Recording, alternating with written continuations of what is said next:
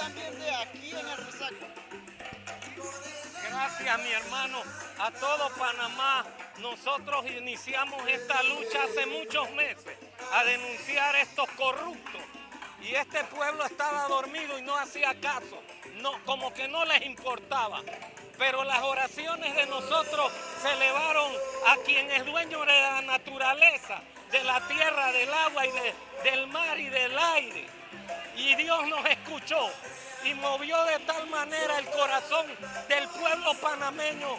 Y hoy colectamos esos frutos de una lucha incansable, tenaz, en contra de las causas que originan la pobreza, la marginación, la discriminación en este país. Muchos de los enemigos, de los detractores, me acusan de ser político. Yo no soy político. No soy político, ni nunca he querido ser. Pero como pisotean los partidos políticos a los panameños pobres, a los nobres, por eso decidimos unirnos a lo que dice la Constitución, que cada panameño puede aspirar a dirigir este país. Y yo también aspiro, gústele o no le guste. Y con ayuda de Dios vamos a llegar muy lejos y vamos a dirigir esta nación en nombre de Dios, en nombre del Dios de Israel, quien hoy nos da la victoria, nos da esa lucha que apenas empieza. Pedimos la renuncia del gabinete, de los corruptos vendepatria, diputados, de Gaby Carrizo y del presidente. Renuncien porque han sido claros en su campaña en contra del pueblo. Vendepatria son y estamos airados en contra de ustedes por haber vendido nuestra patria, pero la recuperamos con fe en Dios y ayuda de Dios. Y con este pueblo que ha puesto su corazón, y no son unos cuantos, somos muchos. Y por eso la Corte ha hecho caso, porque somos muchos. ¡Viva Panamá! Muchas gracias, Dios le bendiga y vamos a barrer la corrupción de este país. Gracias. Muchos panameños me preguntan, ¿qué sigue? ¿Aún el cierre continúa o ya se acabó esto? Pues tenemos que esperar que esto se firme. Dicen que el viernes.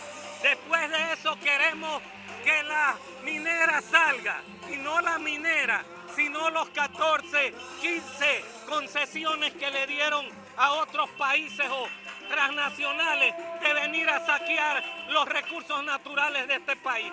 No los queremos a ninguno acá. Que se regresen a sus países y que saquen oro o cobre o lo que sea allá. Aquí este país es un país de naturaleza, de amor y de coraje. Es un país verde, es un país de Dios, de la creación.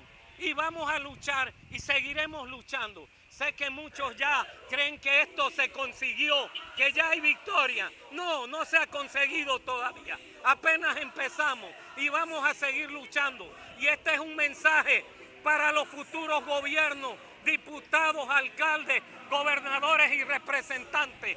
Aquí hay un pueblo unido que va a defender la dignidad y la soberanía de este país contra quien sea.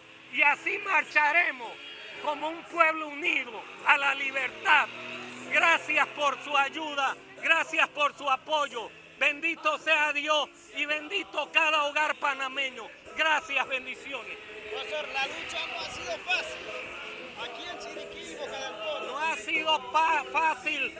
Los corruptos, los enemigos de la democracia, los que han socavado la democracia por décadas, han venido acá a sacar este bastión de lucha, han arremetido en Veragua y a lo largo y ancho del territorio en contra de los que luchamos, alegando que se le violan los derechos, pero acá se le violó el derecho a todos los panameños, no a terceros ni a cuartos, sino a 4,5 millones de panameños, los cuales han sido ultrajados por la corrupción y los miserables corruptos de este país que han cedido nuestro territorio a transnacionales y a otros gobiernos.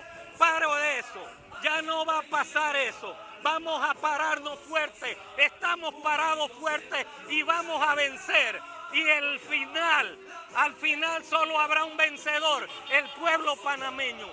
Ellos han calumniado, me han intentado matar estos corruptos para silenciarme, pero el Dios de Israel, el Dios que le dio a David en el Salmo 91, esa sabiduría para escribir ese salmo, es el Dios que nos ampara y nos cuida. Y no nos vamos a tenerle miedo a nadie. Dios está con nosotros. Dios bendiga a Panamá. Muchas gracias, palabras por parte de uno de los dirigentes de esta lucha aquí en el Misagua. Muchas gracias, nos vemos señores, hasta la próxima.